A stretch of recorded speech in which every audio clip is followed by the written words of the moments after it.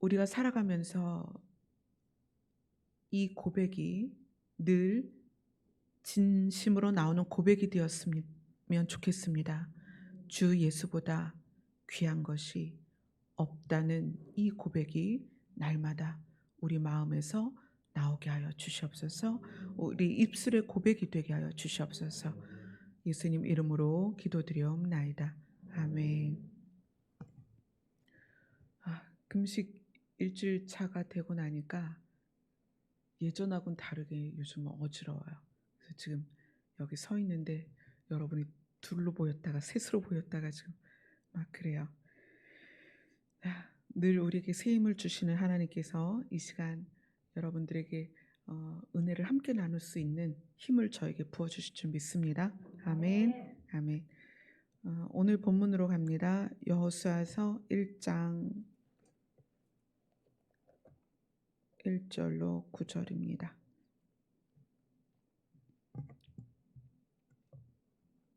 같이 읽겠습니다. 시작.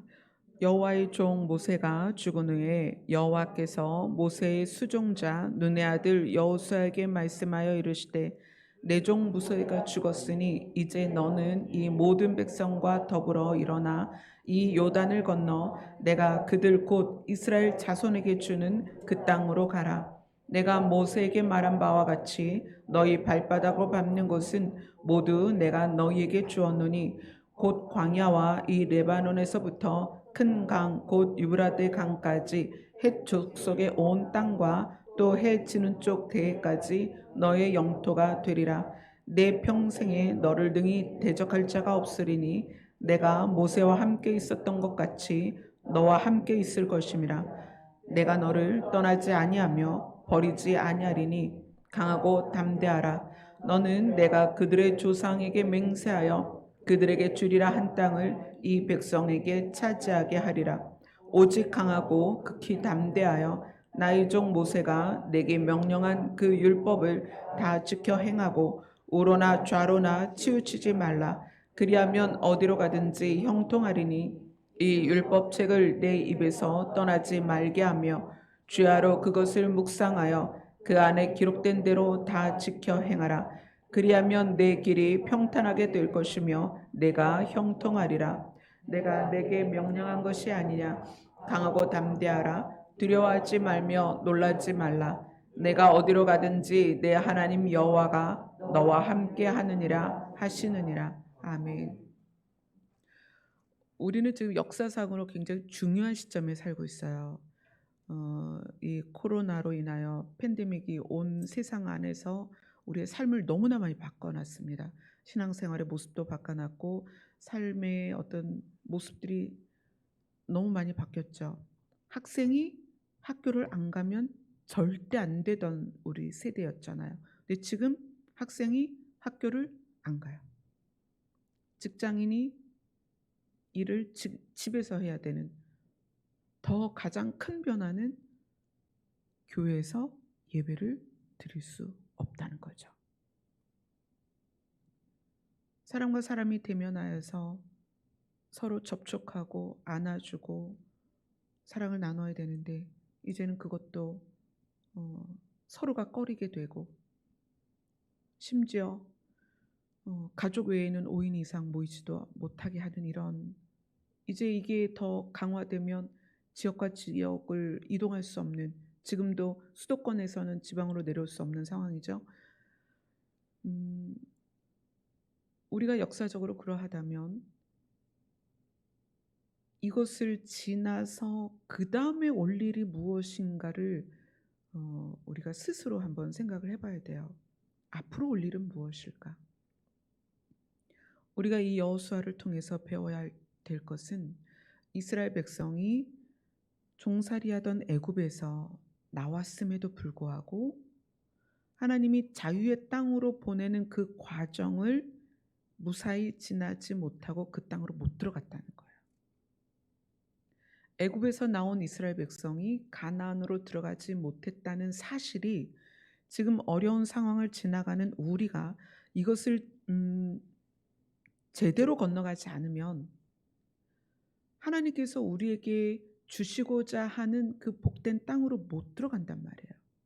그래서 성경이 우리에게 주는 교훈은 우리에게 직접적이고 또 우리의 결론을 좌우하는 교훈이라는 거예요. 그래서 여러분들이 성경이 우리에게 주는 교훈에 대해서 정말 깊이 묵상하고 그것이 나에게 적용돼서 그것이 내 삶으로 나타날 때까지 그것이 내 안에 묵상이 돼야 됩니다. 그래서 말씀을 우리는 마음에 새겨서 그것이 삶으로 나올 때까지 우리 마음에 새겨져야 돼요. 이 여호수아서 1장은 우리에게 정말 이 1장 1절로 9절은 우리에게 주는 교훈이 너무나 많습니다. 오늘은 2020년 마지막 주일이죠.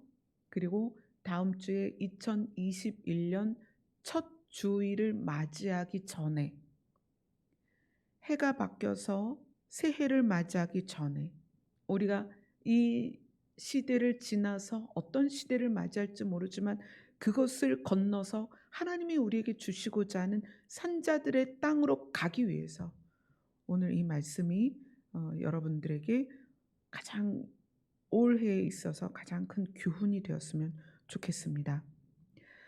여호수아서 1장 1절은 여호수아에 대해서 이렇게 이야기합니다. 하나님께서 여호와께서 여호수아에게 말씀하여 이르시되 여호수아를 누구라고 부르냐면 모세의 수종자다 이렇게 불러요.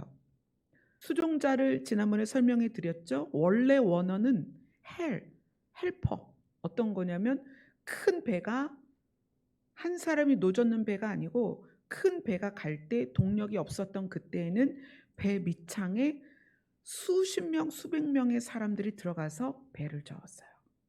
그래서 키를 잡은 사람이 방향을 제시할 때 그 배가 갈 수 있도록 노를 젓던 사람들, 그 노를 젓던 사람들을 수종자라고 했었습니다. 옛날에는.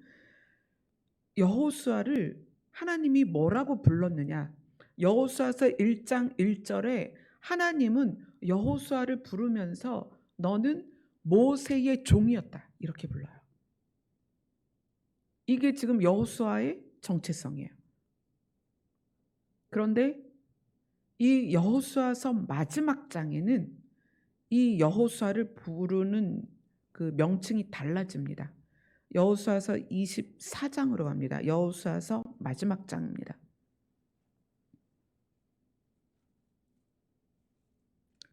여호수아를 어떻게 불렀느냐? 여호수아서 24장 29절입니다.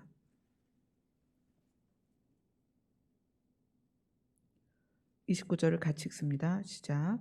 이 일 후에 여호와의 종 눈의 아들 여호수아가 110세에 죽음에. 여호수아를 뭐라고 불렀어요? 여호와의 종이다. 눈의 아들 이거는 마치 우리가 김씨냐 이씨냐 박씨냐 그런 거예요. 여호수아는 눈이 이제 사람 이름이니까 눈의 아들이었습니다. 그런데 그의 정체성을 여호와의 종이다 이렇게 불렀어요. 여호수아라는 이 책을 시작하면서 여호수아는 누구의 종이었냐면 모세의 종이었습니다. 근데 여호수아를 끝내면서 마지막 장에는 여호수아를 누구라고 부르냐면 여호와의 종이다. 하나님의 종이다. 이렇게 불러요. 그러니까 그 사람에 대한 정체성이 바뀐 거예요. 그죠? 우리는 지구인으로 살다가 정체성이 바뀌었습니다. 우린 누구예요? 신분이 바뀌었습니다. 천국 사람이에요. 천국인이에요. 아직까지는 우리의 발을 이 땅에 디디고 살지만 때가 되면 천국에 갈 것입니다. 정체성이 바뀌었기 때문에 우리의 심리와 내면이 바뀌었느냐? 그건 아니에요. 그건 좀 다른 말이에요. 자, 애굽에서 이스라엘 백성이 430년 동안 종살이를 하면서 그들이 처음엔 종이 아니었죠. 처음엔 애굽에 갔을 때는 굉장한 대우를 받았습니다. 왜냐하면 애굽의 총리였던 요셉의 친족이었기 때문에 그때 바로가 그 요셉을 그 총리로 세우면서 요셉의 친족들을 굉장히 귀빈 대접을 했어요. 그래서 아예 한 땅을 내어주고 자 여기에서 지내십시오. 그리고 요셉은 하나님의 신이 임한 사람이기 때문에 그 요셉을 대하는 애굽 사람들이 요셉의 친족까지 아주 정중하게 대했습니다. 그러나 요셉을 알았던 그 왕들이 죽고 나서부터는 그 이스라엘 사람들에 대해서 이제 그 권리를 제한하고 자유를 제한하고 심지어는 이제 종으로 삼았죠. 그래서 애굽에서 430년을 종살이 하다가 그들이 하나님의 강권적인 역사로 애굽에서 나왔습니다. 그러면 애굽에서 나온 상태에서 이스라엘 사람들의 신분이 바뀐 거예요. 종에서 자유자가 된 거죠. 노임을 받았습니다. 그러나 중요한 것은 신분이 바뀐다고 해서 심리 상태가 바뀌느냐? 그렇지 않다는 거예요.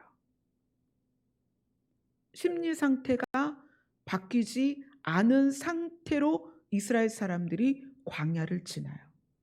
그리고 심리 상태가 바뀌지 않은 상태로 광야를 지나서 그들이 어떻게 돼요? 다 광야에서 죽습니다. 이게 굉장히 중요한 얘기예요. 여러분들이 하나님을 믿는다. 하나님을 믿기 때문에 신분이 바뀌었죠.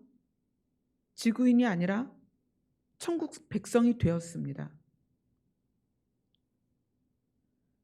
우리의 신분이 바뀌었다고 해서 심리가 바뀌느냐? 그렇지 않다는 거예요.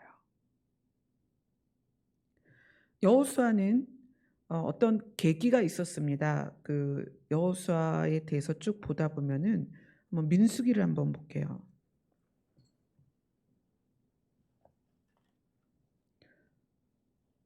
민수기 13장.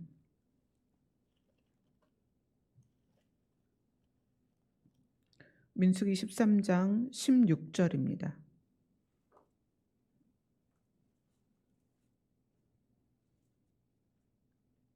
민수기 13장 16절 같이 읽습니다. 시작. 이는 모세가 땅을 정탐하러 보낸 자들의 이름이라. 모세가 눈의 아들 호세아를 여호수아라 불렀더라.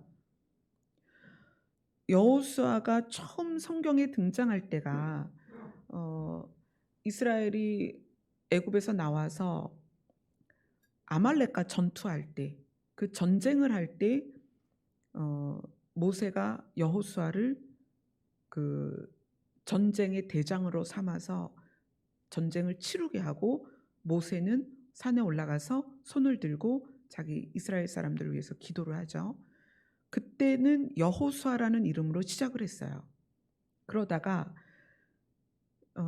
가나안에 정탐꾼을 보낼 때 그때 정탐꾼을 12지파에서 한 사람씩 택해서 정탐꾼을 보낼 때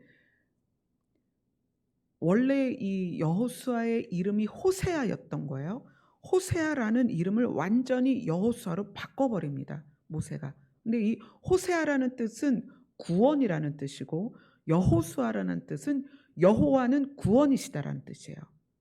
그러니까 이 구원이라는 것은 사실 막연한 거잖아요. 이 구원이라는 것은 우리가 인생에 있어서 가난에서 놓여져도 구원이다. 뭐 질병에서 놓여져도 구원이다. 이렇게 말하는 다양한 방면에서 또 이 구원을 우리에게 적용시킬 수 있는 또 다양한 부분들이 있어요. 그런데 이 호세아란 이름으로 모세와 함께 있다가 모세의 시종이 되어서 모세를 돕다가 모세가 하나님과 만나는 자리에서 이 호세아가 하나님을 만나는 모세를 보고 그 자리에 머물면서 자신도 하나님을 만나게 됐죠. 지속적으로 호세아는 하나님을 만납니다. 그리고 여리고에 정탐꾼을 보내는 그때가 되었을 때 모세가 볼 때 호세아는 막연한 구원이 아니라 여호와는 구원이시다라는 것을 명확하게 사람들에게 드러낼 수 있는 존재가 되어 있는 거예요. 바뀐 거예요. 그래서 이름을 모세가 호세아에서 여호수아로 아예 바꿔줬죠. 그리고 그 여호수아는 그 이름에 맞게 그 삶을 삽니다. 왜냐하면 여리고를 정탐하고 와서 이스라엘 백성들에게 그 여리고에 대한 설명을 하고 이 여호수아와 갈렙만 애굽에서 나온 세대 중에 여호수아와 갈렙만 살아남아요. 그러니까 심리가 바뀌었다는 거예요. 마음이. 신분이 바뀌고 이름이 바뀐 거에서 끝난 게 아니라 이 마음이 하나님을 향하여 또 하나님이 주신 계명과 율법을 통하여 이 마음 자체가 완전히 바뀌어서 여리고를 정탐하고 와서 이 12명이 여리고를 평가하는 데 있어서 전혀 달랐다는 거예요. 우리가 성도가 되고 하나님을 아버지라고 부르는 하나님의 자녀가 되었지만 신분이 바뀐 것으로 우리의 심리가 바뀌었느냐? 그건 아니라는 거예요. 그래서 오늘 말씀이 굉장히 중요하다는 거예요. 하나님께서 여호수아를 불렀을 때 모세의 수종자 눈의 아들 여호수아에게 말씀하시는데 이 1장 1절의 전제가 뭐냐면 모세가 죽은 후에입니다. 그리고 2절을 이렇게 시작합니다. 내 종 모세가 죽었으니. 여호수아가 누구의 종이었어요? 모세의 종이었어요. 여호수아가 모세의 종이었는데 모세가 죽었다는 거예요. 그래서 하나님이 모세를 부를 때 이것을 2번이나 강조합니다. 그 모세가 죽은 후에 여호와께서 여호수아를 부르고 나서 내 종 모세가 죽었으니라는 단서를 가지고서 여호수아를 불러서 대화를 시작한다는 거예요. 이건 무슨 의미냐면 여호수아가 이제 종이 아니라는 거예요. 누구의 종이 아니다? 모세의 종이 아니다. 이거는 더 큰 의미로 말하면 모세는 누구를 대표하냐면 이스라엘을 대표하는데 이스라엘이 어떤 상태였다? 신분은 바뀌었지만 심리가 변하지 않은 이스라엘 민족을 대표하는 거예요. 지금 모세는. 여기에서의 모세는 무엇을 대표하느냐? 애굽에서 종살이를 하다가 나와서 자유인이 되었지만 종의 심리를 가지고 결국 가나안에 들어가지 못한 모든 이스라엘, 그걸 대표하는 거예요. 지금 모세가. 그래서 여호수아의 정체성이 모세의 종이 아니다. 이제는 너는 누구냐? 애굽에서 종살이를 하다가 나와서 자유인이 되었지만 여전히 종의 심리를 가지고 있는 이스라엘과 너는 구분이 된다. 모세가 죽었다. 그 세대가 죽었다. 종의 심리를 가지고 있는 이스라엘은 죽었다. 여호수아 너는 자유인이다. 너는 진짜 자유인이다. 이게 의미하는 거는요, 너무나 큰 거예요. 애굽에서 나왔을 때 그 종살이를 하다가 나온 이스라엘이 그 종의 심리를 여전히 가지고 광야를 지나다가 결국 가나안에 못 들어갔습니다. 이게 너무나 중요한 거예요. 우리는 지금 누구냐면 하나님이 예비하신 산자의 땅으로 들어가야 할 세대입니다. 그러나 우리가 종의 심리를 여전히 갖고 있다면 모세의 세대와 똑같이 이 땅을 헤매다가 산자들의 땅으로 못 들어간다는 얘기예요. 신분이 변한 것이 그곳에 들어가는 것을 보장하는 건 아니라는 거예요. 이스라엘 백성이 애굽에서 나와서 신분이 바뀌었습니다. 종이 아니에요. 이제 자유자예요. 그러나 그들의 심리 상태는 여전히 종의 심리 상태를 가지고 있었기 때문에 가나안에 못 들어갔습니다. 심리란 뭐냐? 마음을 움직인다. 어떻게 움직이느냐? 그래서 우리가 이 심리 상태를 우리가 살피는 게 너무나 중요하다는 거예요. 종이라는 거는 이제 씨앗이에요. 씨앗. 그 종이라는 거를 사전에 들어가면 사전적 의미의 첫 번째 나오는 게 씨앗이다. 그래서 종자 이렇게 말하죠. 씨앗은 원래 상태를 계속 복제하는 거예요. 씨앗은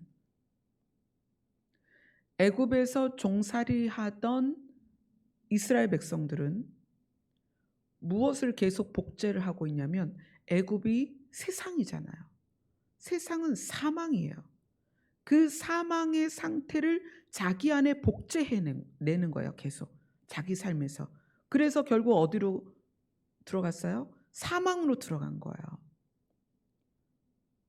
씨는 복제하는 거예요. 종은 주인이 요구하는 걸 그대로 하는 게 종이에요. 이제까지 여호수아는 모세의 종이었습니다. 그래서 모세가 요구하는 걸 그대로 했어요. 근데 하나님께서 이제 거기에서 끊어내는 거예요. 모세가 죽었다. 이제 어떻게 해야 돼요?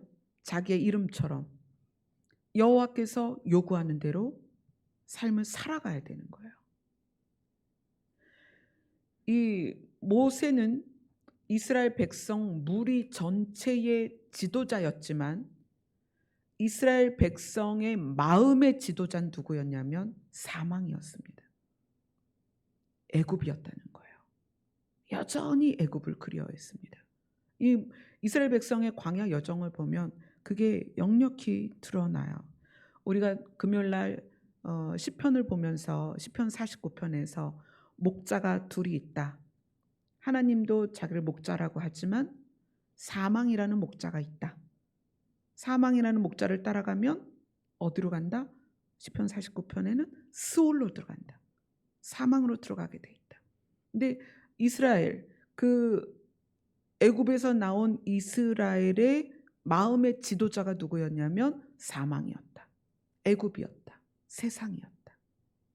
그래서 그들이 마음의 지도자를 바꾸지 못했기 때문에 결국 그들이 광야에서 40년을 헤매다가 유리하다가 죽었다는 거예요. 그래서 하나님이 율법을 주시면서 그 율법을 어디에 새겨라? 마음에 새겨라. 너희들 마음이 바뀌어야 된다. 이거는 이스라엘에게만 하시는 말씀이 아니라 동일하게 지금 우리에게도 적용이 되는 거예요. 우리가 여전히 종의 심리를 가지고 있으면 이스라엘 백성과 똑같다는 거예요. 우리의 신분은 바뀌었는데 우리의 심리가 바뀌지 않으면 그 마음이 우리를 이끌어가기 때문에 결국 이스라엘 사람들 같이 광야에서 죽을 수밖에 없다는 거예요. 우리의 몸은 교회를 통하여 지도를 받고 교회를 통하여 신앙생활을 하게 하는데 우리의 마음은 여전히 사망이 우리를 지도하게 되면 이스라엘 백성과 똑같은 결과가 된다는 거예요. 이거 굉장히 무서운 이야기입니다. 자, 이스라엘 백성이 애굽에서 어떻게 생활을 했느냐? 출애굽기를 보겠습니다. 출애굽기 1장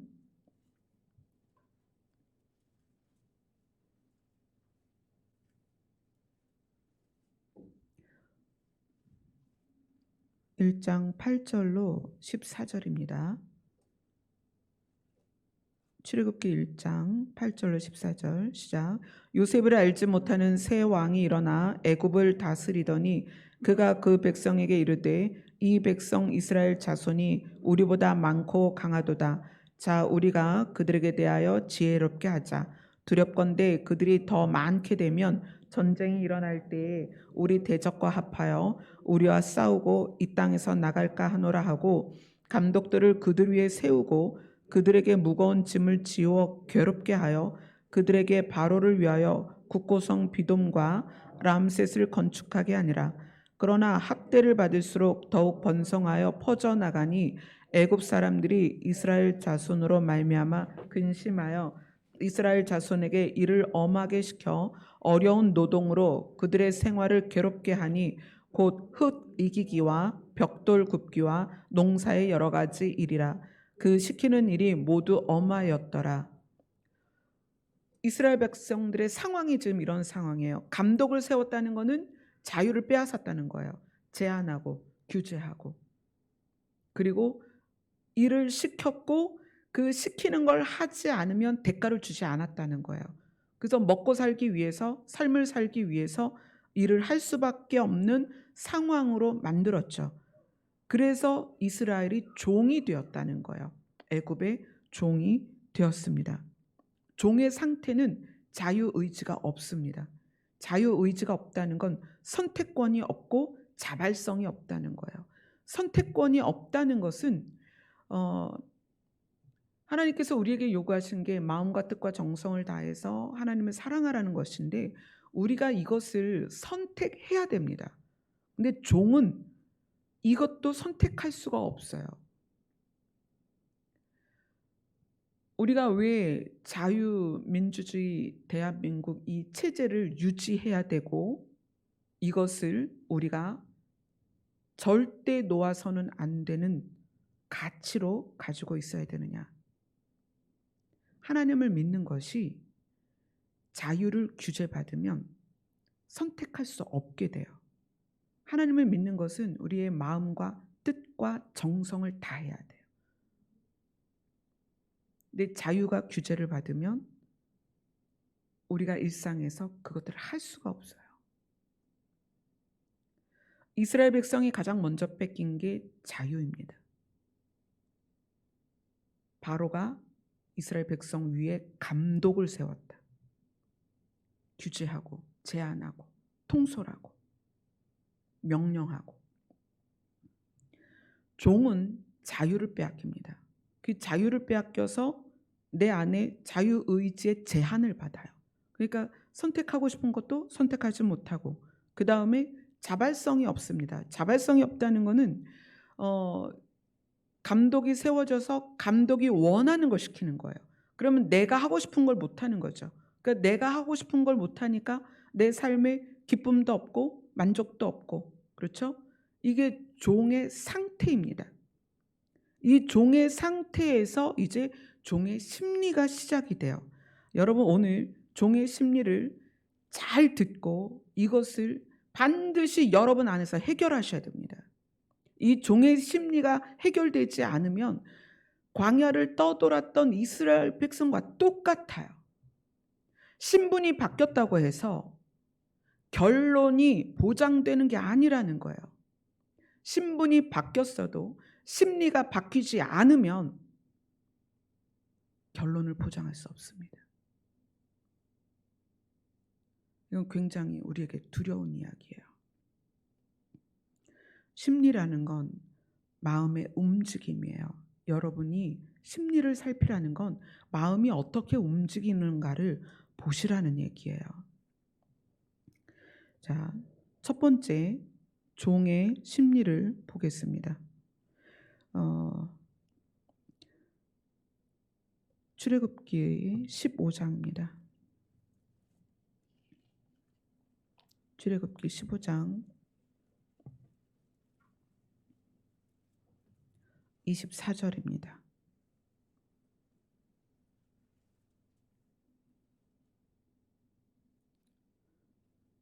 같이 읽겠습니다.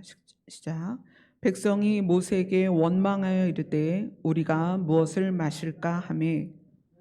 네, 요 구절이 24절이 어디에 이어져서 나오냐면 홍해 사건을 지나고 이 일이 나와요. 22절에 보면 모세가 홍해에서 이스라엘을 인도하며 그들이 나와서 수르 광야로 들어가서 사흘길 걷고 이 상황이 생긴 거예요. 모세에게 원망하여 가로되 우리가 무엇을 마실까? 자, 그리고 16장으로 갑니다. 16장 2절입니다. 시작. 이스라엘 자손 온 회중이 그 광야에서 모세와 아론을 원망하여. 종의 심리에서 가장 두드러지는 게 원망입니다. 원망. 왜 이 원망이라는 거는 이 굉장히 늘 못마땅한 거예요. 못마땅해서 상대를 탓하는 거예요. 탓하는데 탓하는 것에 끝나는 게 아니라 미워까지 합니다. 이 원망이라는 거는 결국 이제 미운 마음까지 쭉 이어져요. 우선은 내 상황이 마음에 안 들어. 이게 너무 싫어. 마음에 안 들어. 그래서 투덜거리는 거예요. 투덜거리는데 이 상황이 이렇게 되도록 한 상대를 찾죠. 그래서 그 사람을 탓하는 거예요. 너 때문에 이렇게 됐어. 그래서 투덜투덜해. 근데 거기서 끝나는 게 아니라 내 상황을 이렇게 한 그 사람이 미운 거예요. 그게 원망입니다. 이 원망이 왜 생겼을까요? 종은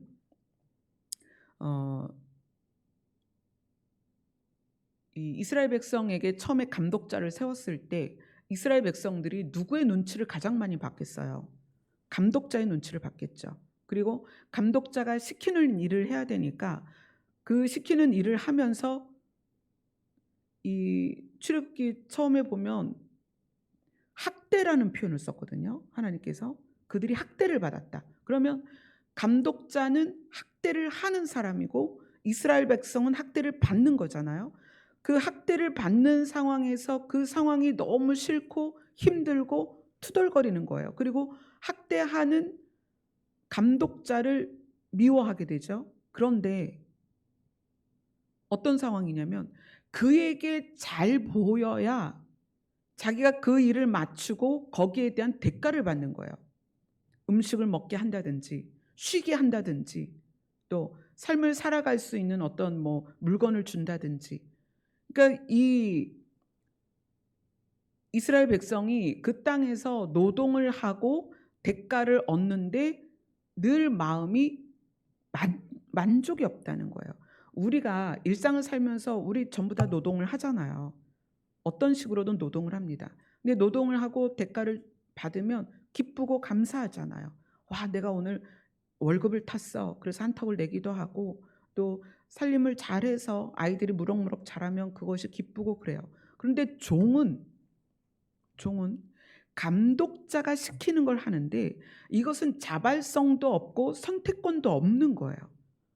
그러니까 늘 그게 만족스럽지 않고 하기 싫은 일을 억지로 하니까 기쁨이 없고 기쁨이 없는 일을 하면서도 감독자의 비위를 맞춰야 되니까 너무 마음이 힘든 거예요. 그런데도 그렇게 해야 되는 이유는 거기서 대가가 나오잖아요. 그걸 안 하면 살 수가 없으니까. 그래서 종의 심리는 늘 원망이 있는 거예요. 감독자의 눈치를 살펴서 그에게 잘하기는 해요. 잘하기는 하지만 그게 진짜 우러나는 게 아니잖아요. 그래서 종들의 친절은 진짜 친절이 아닙니다. 여러분, 우리 안에 원망이 있으면 원망이 가득한 사람이 상황에 의해서 친절을 베풀 수는 있어요. 근데 그게 진짜가 아니라는 거예요. 종의 심리를 여러분 오늘 듣고 새해를 종의 심리를 제거하는 각오를 시작하셔야 돼요. 이스라엘 백성은 종의 심리를 가지고 살았기 때문에 가나안에 못 들어갔습니다. 이건 너무나 중요한 거예요. 우리에게 적용하자면 우리는 이제 종이 아니잖아요. 그런데 이 원망들이 어떤 상태에서 좀 생기냐면 착함이 요구되는 상황. 내가 태어났는데 맏딸이야. 여기 맏딸 계실 거예요. 맏딸이어서 부모에 의하여 착함이 요구되는 거예요. 너가 형이니까.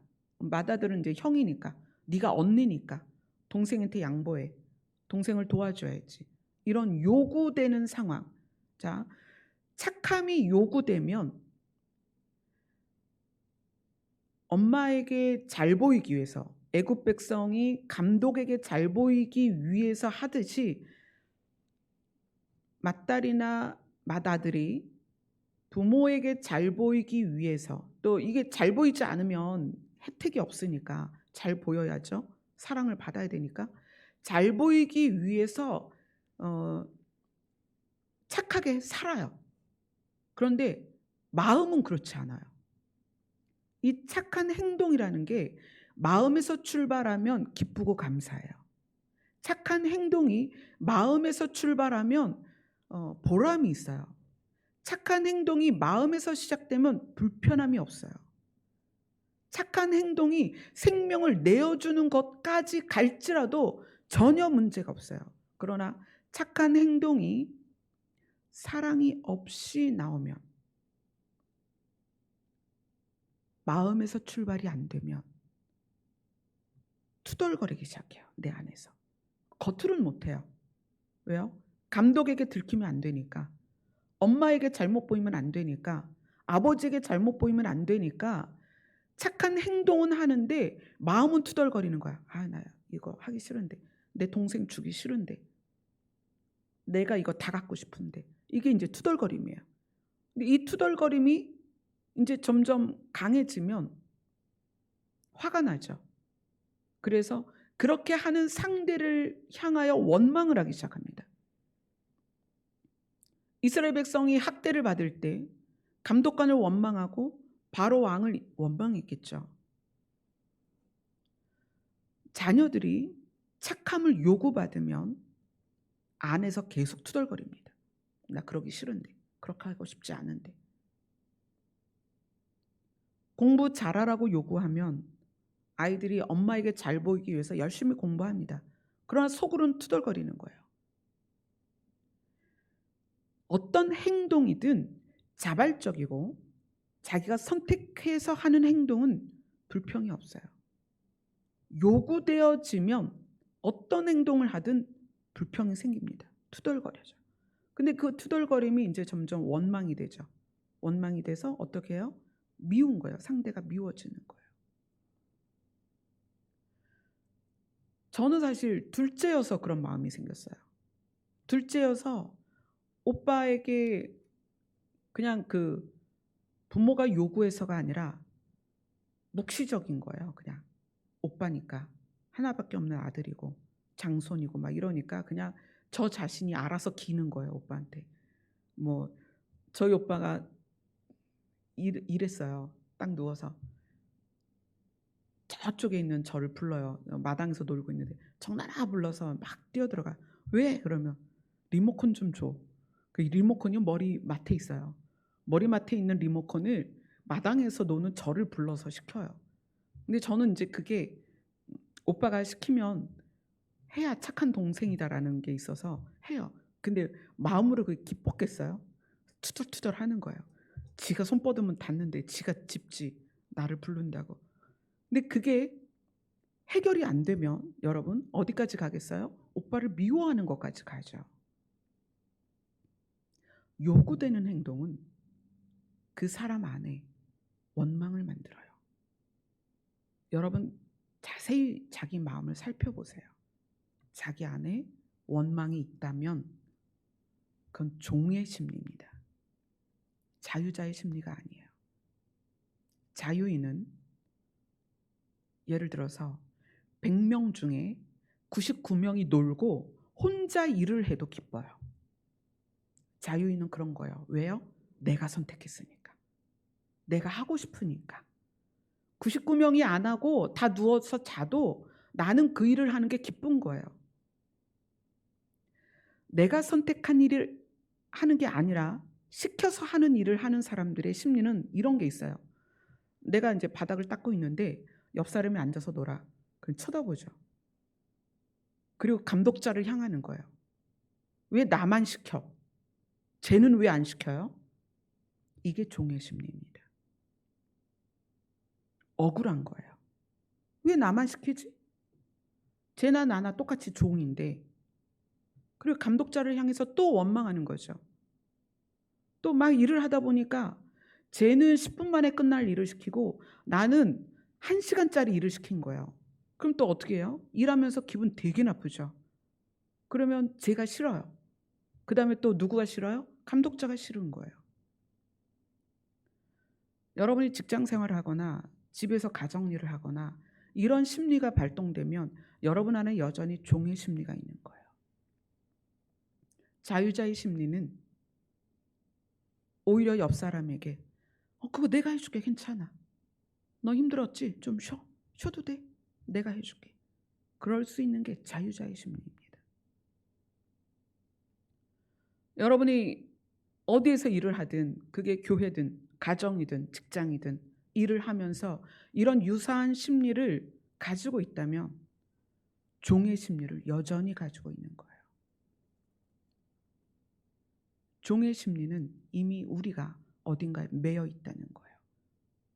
그런데 왜 이런 종의 심리에 우리가 매여 있는가? 상대에 의해서, 상대의 기분에 의해서 내가 좌우되는 거예요. 자, 보세요. 이스라엘 백성이 감독에 의해서 통제가 되기 시작했어요. 근데 감독이 그날따라 굉장히 기분이 나빠. 그러면 그 불임을 당하는 이스라엘 백성이, 종이 얼마나 힘들겠어요. 감독자가 집에서 이제 부부싸움을 하고 나왔어. 그럼 이제 종들을 볼 때도 기분이 나쁘잖아요. 야, 너 그거밖에 못해? 야, 빨리빨리 못해? 그리고 시키겠죠. 야, 얘네들 오늘 밥 반으로 줄여. 이럴 거 아니에요. 감독관이 기분이 나쁘면. 그래서 종은 누구의 눈치를 살피냐면 감독관의 눈치를 살핍니다. 그래서 잘 보여서 자기를 편하게 하는. 그래서 종의 심리가 원망이 많은 사람일수록 뭐가 강하냐면 자기 변호가 강해요. 예를 들어서 혼나면 그 혼나는 것을 자유자는 죄송해요. 제가 잘못했어요. 저 다음부터 잘할게요. 그리고 기꺼이 다음부터 잘하려고 노력을 해요. 그러나 종의 심리를 갖고 있으면 지적을 받았을 때 아니요, 제가 이렇게 한 이유는 이래서 이랬고요. 저래서 저랬고요. 쟤 때문에 이게 이렇게 됐고요. 어떤 상황이나 어떤 다른 것들을 이끌어서 그 상황을 벗어나려고 하고 모면을 하려고 그래요. 그래서 자기 변호가 강한 사람들은 이 종의 심리를 못 벗어난 거예요. 이거를 이제 자기 변호라고 하면 좀 멋지죠? 변명이라는 얘기야, 변명. 변명이 많은 사람들. 이거 왜 이렇게 됐어요? 그랬을 때. 이건 이래서 이렇게 했는데 이러려고 한 건 아니에요. 근데 이렇게 돼서 제가 이렇게 해갖고 시간이 이래서 깔끔하게 잘못했어요. 다음부터 그렇게 안 할게요. 제가 실수했네요. 이렇게 못한단 말이에요. 왜냐하면 종은 감독자의 눈치를 보며 살았기 때문에 그래요. 어떻게 하든 자기를 잘 보여서 종들 사이에서 조금 편해지고 종들 사이에서 조금 위치를 높여서 많은 걸 혜택을 받고 또 혼나지 않고. 옛날에 종들은 어떻게 혼났어요? 채찍을 맞잖아요. 이 종의 심리가 우리 안에 남아있으면 관계 형성이 굉장히 어렵습니다. 원망하고 변명하고 그래서 굉장히 상대가 이 관계를 형성하는 거에 굉장히 불편해져요. 자, 그 다음에 종의 심리 두 번째는 출애굽기 우리가 보고 있죠. 출애굽기 16장 3절입니다. 같이 읽겠습니다. 시작. 이스라엘 자손이 그들에게 이르되 우리가 애굽 땅에서 고기 가마 곁에 앉아 있던 때와 떡을 배불리 먹던 때에 여호와의 손에 죽었었더라면 좋았을 것을 너희가 이 광야로 우리를 인도해 내어 이 온 회중이 줄여 죽게 하는도다. 사실 이거는 이스라엘 백성이 말도 안 되죠. 그들이 학대받던 때였어요.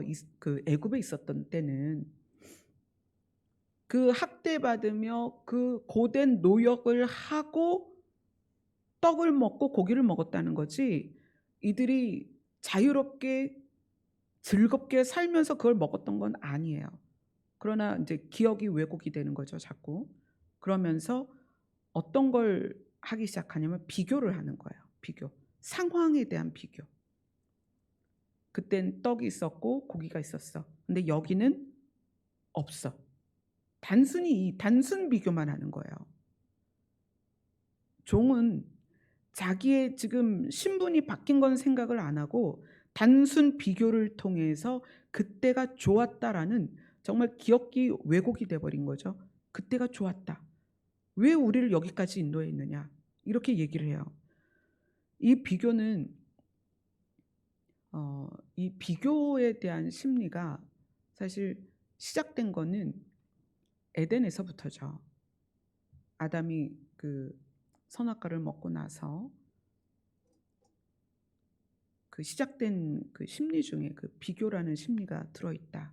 그 말씀을 예전에도 한번 나눈 적이 있습니다.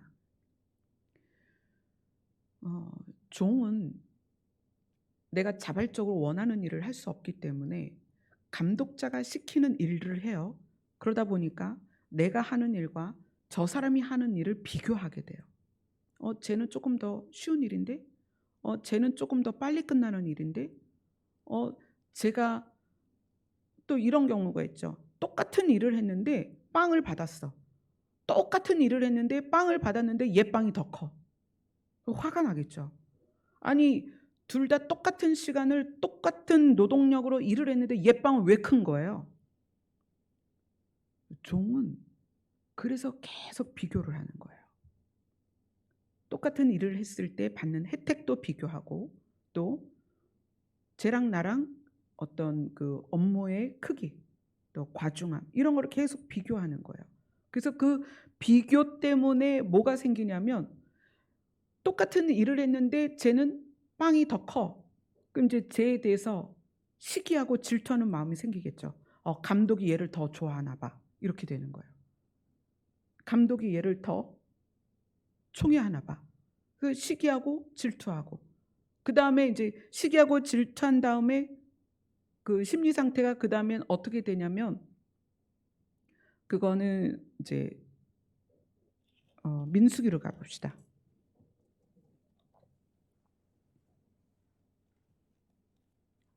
이게 다 비교에서 나오는 심리들이에요. 시기하고 질투하고. 민수기 12장으로 갑니다.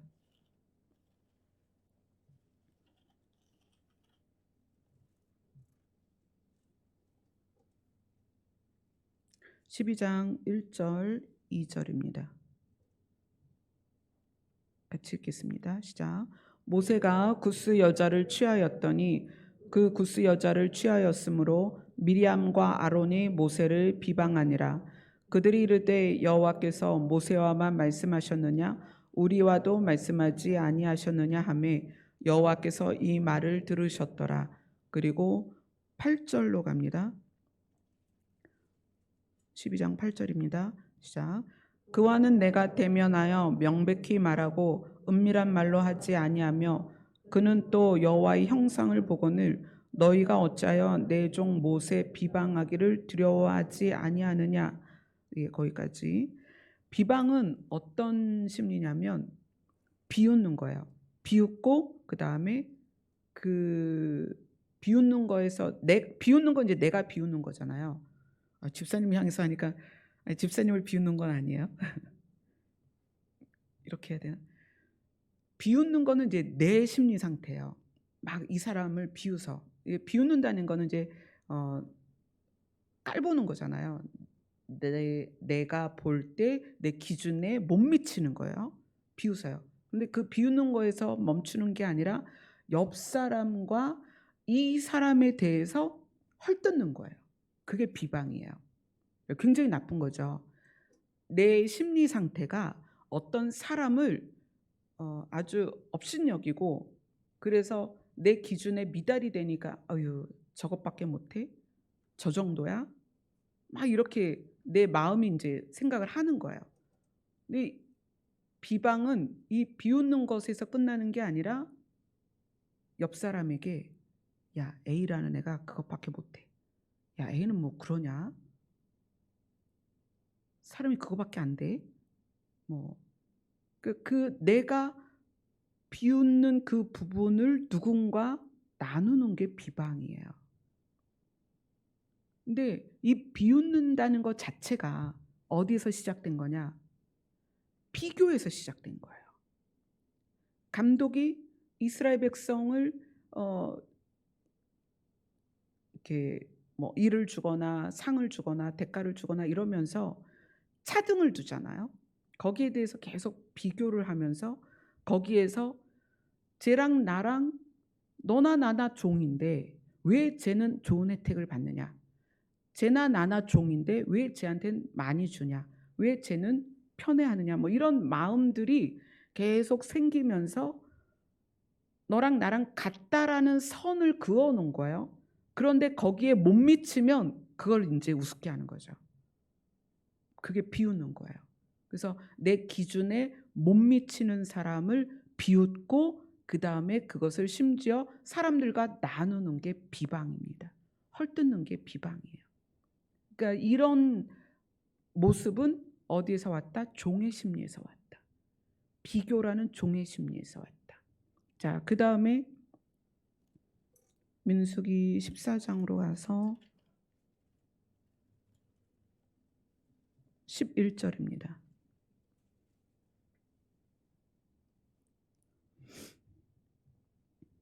같이 읽겠습니다. 시작.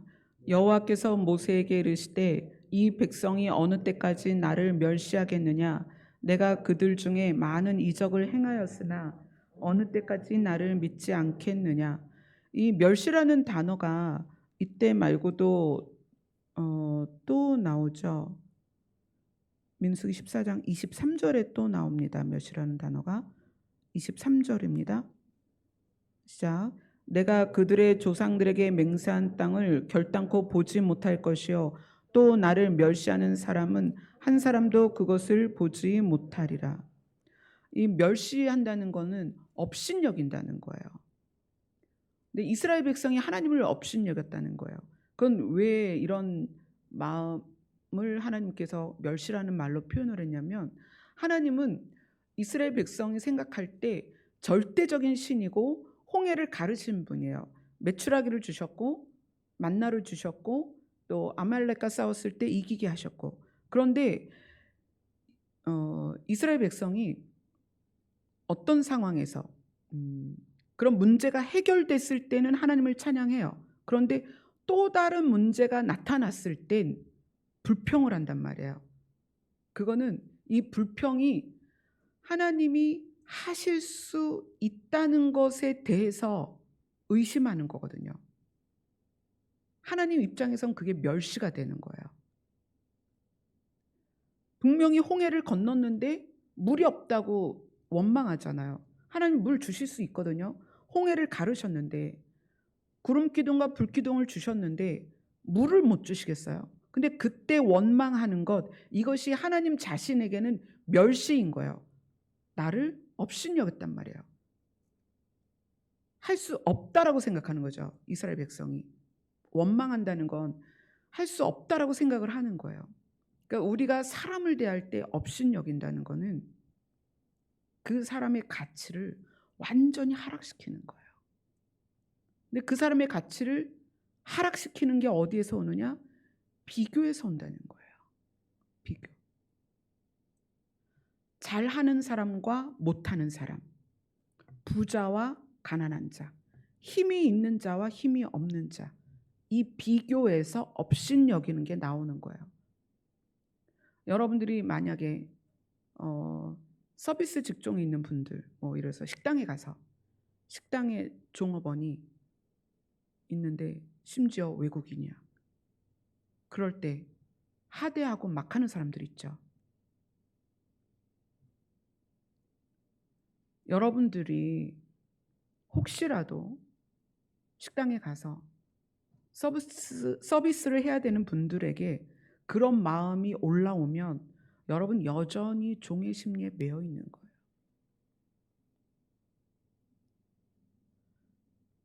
여러분이 대하는 사람들을 어떤 기준을 가지고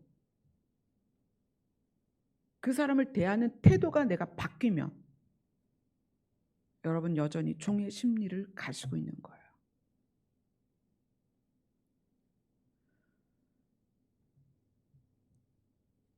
원망과 비교는 결국 여러분을 불행하게 합니다. 원망과 비교는 종의 심리예요. 근데 누구의 종이냐면 사망의 종이란 말이에요. 애굽은 세상이고 사망입니다. 그래서 하나님이 거기서 건지신 거예요. 세상의 심리는, 세상의 마음의 움직임은 원망과 비교예요. 그래서 비교라는 심리에서 시기하고 질투하고 비방하고 또 멸시하고. 근데 이러한 그 심리들이 내 안에 가득하면 그 다음에 뭐가 나올 수 없느냐? 감사와 기쁨이 없어요. 성경에서 그렇게 말씀하시죠. 항상 기뻐하라. 범사에 감사하라. 항상 기뻐하라, 범사에 감사하라는 종의 심리를 버리지 않으면 절대 있을 수 없습니다. 여러분 정말 명심하셔야 돼요. 항상 기뻐하라, 범사에 감사하라. 이게 명령이니까 될 것 같아요? 아니요, 안 돼요. 종의 심리를 가지고 있는 한 문제가 해결되면 잠깐 기뻐. 근데 또 다른 문제가 생기면 막 화가 나. 어떤 문제가 생기면 그거에 대해서 막 원망불평을 하고, 그 문제가 해결되면 잠깐 감사해. 그래 또 문제가 생기면 또 원망하고. 이게 계속 인생을 반복을 한단 말이에요. 그 반복하는 삶이 이스라엘 백성의 광야의 삶이었다는 거예요. 그래서 그 결론이 뭐예요? 사망이었다. 오늘 제가 여러분들에게 나눈 이 이야기들이, 이 말씀이, 이 내용이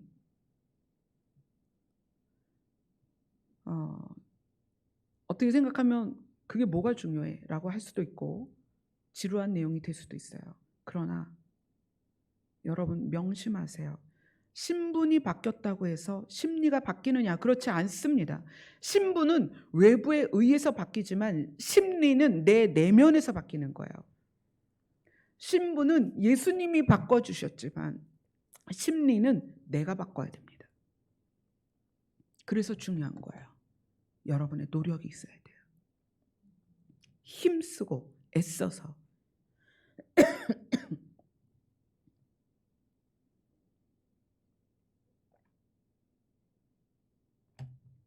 정말 힘쓰고 애써서 여러분의 심리를 바꾸셔야 돼요. 올해까지 여러분이 종의 심리로 살았다면 새해는 자유자의 심리로 살아야 합니다. 그래야 늘 기쁘고 감사하고 무엇을 하든지 만족하고 어떤 상황에서든지 하나님께 감사할 수 있습니다.